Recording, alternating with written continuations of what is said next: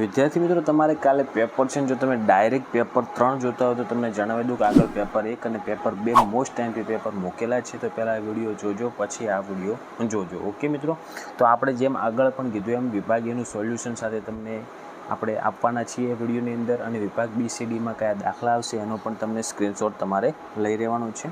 Okay મિત્રો, તો વિડીયોને અંત સુધી જોજો. તમારા બીજા મિત્રોને વધારેમાં વધારે શેર કરજો, જેથી એમને પણ ફાયદો થાય.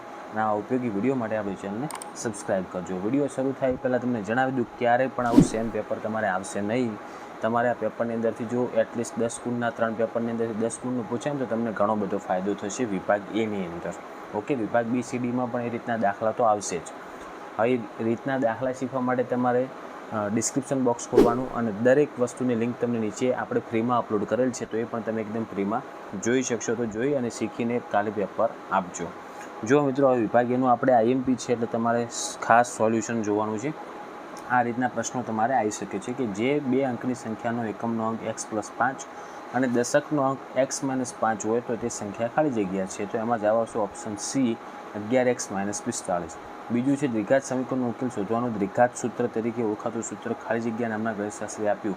તો આ મોસ્ટ ટાઈમ પ્રશ્ન છે, 2025માં તમારે આવેલો છે. તો એમાં જવાબ આવશે મિત્રો option A, Shridhar Acharya.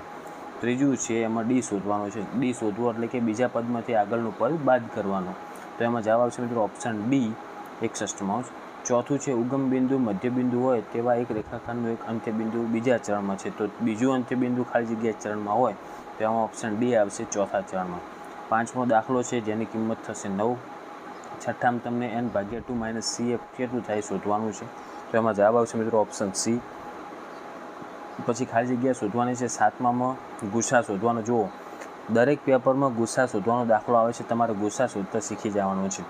Okay, તો એમાં જવાબ આવશે મિત્રો 1.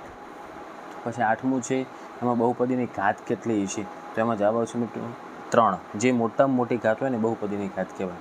નવમું છે મહિનાની પહેલી તારીખે રવિવાર હોવો તેની સંભાવના કેટલી થાય. તો એમાં જવાબ આવશે મિત્રો 1/7. 10મો છે જેમ જેમ થીટાનું મૂલ્ય વધે તેમ તેમ સાઇન થીટાનું મૂલ્ય શું થાય, એ પણ વધશે. 11મું છે વર્તુળને એક અને માત્ર એક જ બિંદુમાં છેદતી રેખાને વર્તુળને શું કહેવાય, સ્પર્શક કહેવાય. એમાં જવાબ સ્પર્શક આવશે. અને 12મો છે પ્રથમ 10 પ્રાકૃતિક સંખ્યાઓનો મધ્યક શોધવાનો છે. તો 5 થશે એમાં. પછી ખરા ખોટામાં મેં તમને આગળ પણ કીધું હતું, આગળના બે પેપરમાં.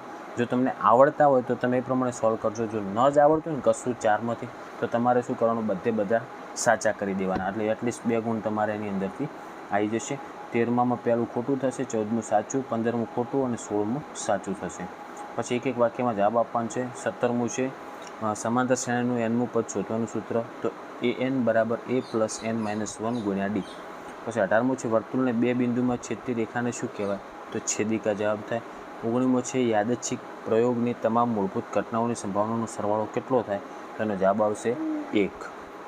અને 20મો છે કોઈ માહિતી માટે σ fi xi = 75 અને σ fi = 12 હોય તો x ની કિંમત કેટલી. તો બંનેનો ફક્ત ભાગાકાર કરી નાખજો, જવાબ આવશે 6.25.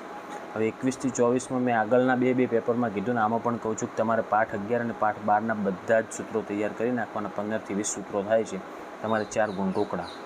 21મું છે એમાં જવાબ આવશે મિત્રો ઓપ્શન B. કારણ કે જુઓ, r = l હોય તો શંકુની વક્ર સપાટીનું ક્ષેત્રફળ, આપણે શંકુની વક્ર સપાટીનું ક્ષેત્રફળ થાય πrl, પણ r અને l બંને સરખા હોય πl², એટલે ઓપ્શન B આવશે. 22મું છે r અને h સરખા હોય તો નળાકારની વક્ર સપાટીનું ક્ષેત્રફળ. તો પહેલાં મનમાં વિચારવાનું, નળાકારની વક્ર સપાટીનું ક્ષેત્રફળ થાય 2πrh. હવે r અને h સરખા છે એટલે h² થઈ જશે, એટલે 22માં આવશે ઓપ્શન A. 23મું છે લઘુવૃત્તાંશનું ક્ષેત્રફળ બરાબર જવાબ આવશે B, πr² θ / 360. અને 24મું છે ગુરુચાપની લંબાઈ, તો એમાં આવશે ઓપ્શન A, 2πr - πr θ / 180. હવે વિભાગ બીમાં જુઓ, તમને આગળના જે 2 પેપર આપ્યા ને એમાં પણ આ રીતના જ દાખલા હતા. રકમ બદલાય છે, બસ રીત તો આની જ આવે છે, શૂન્ય શોધવાના. અને એના પછીનો 26મો દાખલો છે, એમાં તમને શૂન્યનો સરવાળો અને ગુણાકાર આપેલા છે, અને એના ઉપરથી તમારે દ્વિઘાત બહુપદી મેળવવાની. તો આ રીતના દાખલા વધુ મોસ્ટ IMP છે, એટલે તમારે રીત શીખવાની છે. ક્યારેય આ દાખલા તૈયાર કરી ન જતા. તમે જો એટલીસ્ટ રીત તૈયાર કરેલ હશે તો તમને 100% તમને એ 4 ગુણના દાખલા આવડશે જ.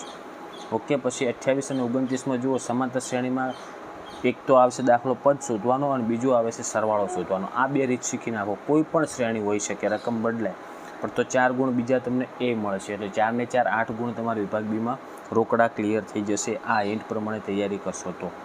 ઓકે, આગળ તમે સ્ક્રીનશોટ લઈ લેજો. પછી હવે આપણે વિભાગ સીમાં જોઈશું. એમાં જુઓ પહેલાં 2 દાખલા આદેશની રીત અને લોપની રીત. તો આ 2 રીતો આવડી જઈને તો 6 ગુણ તમારે એમાંથી આવશે. તમને એમ કે સર અમને આવડતું નથી તો નીચે ડિસ્ક્રિપ્શન બોક્સ તમારે ખોલવાનું છે. એમાં બધા જ વિડીયો ફ્રીમાં અપલોડ કરેલા છે ખાસ તમારા માટે કરીને. તો એ વિડીયો તમે જુઓ તો ખરા, જોશો તો તમને બધું આવડી જશે. એકવાર જોઈ અને દાખલા ગણીને શીખીને જજો. ઓકે, તો 6 ગુણ આ અને આગળના 8 14 ગુણ તો તમારે રોકડા થઈ જશે. તો તમારે વિભાગ સી માટે 38 થી 45 દાખલાનો સ્ક્રીનશોટ લઈ લો. પછી આગળ 46માં દાખલાનો પણ સ્ક્રીનશોટ લઈ લો. સંભાવના આખું ગણાવેલ છે આપણે, એની પણ તમને લિંક નીચે મળી જશે. હવે વિભાગ ડીમાં આપણે 20 ગુણનો આવે છે, સ્ક્રીનશોટ લઈ લો. તો પહેલાં પ્રમેય આવશે, મોસ્ટ એમપી પ્રમેય છે સમપ્રમાણતાનું મૂળભૂત પ્રમેય. તો એનું તમારે વિડીયો મળી જશે નીચે ડિસ્ક્રિપ્શનમાં. અને આગળ પછી જે દાખલા આપેલા છે ને બહુલકના, મધ્યસ્થના, ખૂટતી આવૃત્તિ હોય મધ્યકની, આ બધું જ મેં શીખવાડેલું છે.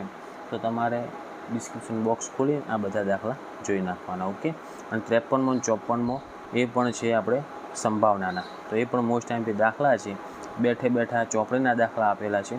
તો આ દાખલા પણ મોસ્ટ એમપી તૈયાર કરીને જજો. સંભાવના શીખવું હોય તો પણ એની લિંક નીચે તમને મળી જશે. ઓકે મિત્રો, તો આ હતું આપણે 3જા નંબરનું મોસ્ટ આઈએમપી પેપર. હવે જુઓ મિત્રો, આ 3 પેપર મેં ઓલરેડી તમારા માટે બનાવ્યા છે. તો તમને એક લાસ્ટમાં સજેશન કરીશ મિત્રો કે તમે આ 3 પેપરમાંથી વિભાગ એની તૈયારી ખાસ કરજો, કારણ કે એમાંથી ઘણા બધા પૂછાઈ જાય, તમને કામ લાગશે. પ્લસ તમારે વિભાગ બી, સી અને ડીમાં દાખલાની રીત કઈ પૂછાય છે. તમારે જેમ મેં તમને કીધું એમ એક સમજાવ્યા કે આદેશની અને લોપની રીત વિભાગ સીમાં પહેલાં 2 દાખલા આવશે. તો તમારે એ લોપની અને આદેશની રીત શીખવાની છે. સેમ આ દાખલા નથી શીખવાના. એ રીત ક્યાંથી શીખશો? તો બધા જ દાખલા જે તમને પાસ કરાવે ને એવા દાખલાઓને ઇઝી રીતથી મેં ગણાવી અને વિડીયો મૂકેલા છે. અને વિડીયો તમારે શોધવા પણ જવાના નથી. ફક્ત આ વિડીયોની નીચે જે ડિસ્ક્રિપ્શન બોક્સ આપેલું છે ને એના નીચે જઈ અને તમે બધા જ સામે નામ લખેલું છે, પ્રમેયની લિંક છે, પછી આ 3જા પ્રકરણની લિંક મતલબ જેમાં આદેશ અને લોપ આવે છે, સંભાવનાની લિંક, આંકડાશાસ્ત્રની લિંક, આ બધી જ. પછી બોર્ડ એક્ઝામના જે આઈએમપી આપ્યા હતા એમાં આ દાખલાઓની રીતુ શીખવાડેલ છે. એ રીતુ શીખીને લેજો. રિપીટર એક્ઝામ જે હતી એની પણ લિંક નીચે છે.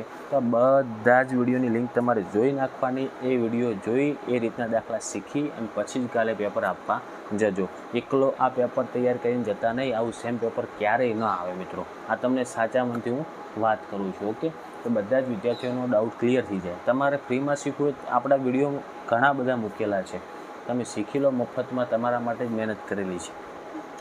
તો આશા રાખું છું મિત્રો કે આ 3 પેપર તમને ઉપયોગી બનશે. તો વિડીયોને લાઇક કરજો. આવા ઉપયોગી વિડીયો માટે આપણી ચેનલને સબસ્ક્રાઈબ કરજો અને તમારા બીજા જે મિત્રો છે એમને પણ શેર કરજો, જેથી એમને પણ ફાયદો થાય. ઓકે મિત્રો, જેટલા પણ વિદ્યાર્થીઓને ગણિતનું પેપર છે એ દરેક વિદ્યાર્થીઓને મારા વતી એક્ઝામ માટે બેસ્ટ ઓફ લક મિત્રો. હવે મળીશું આપણે નેક્સ્ટ વિડીયોમાં. Thank you so much for watching my videos. Thank you so much.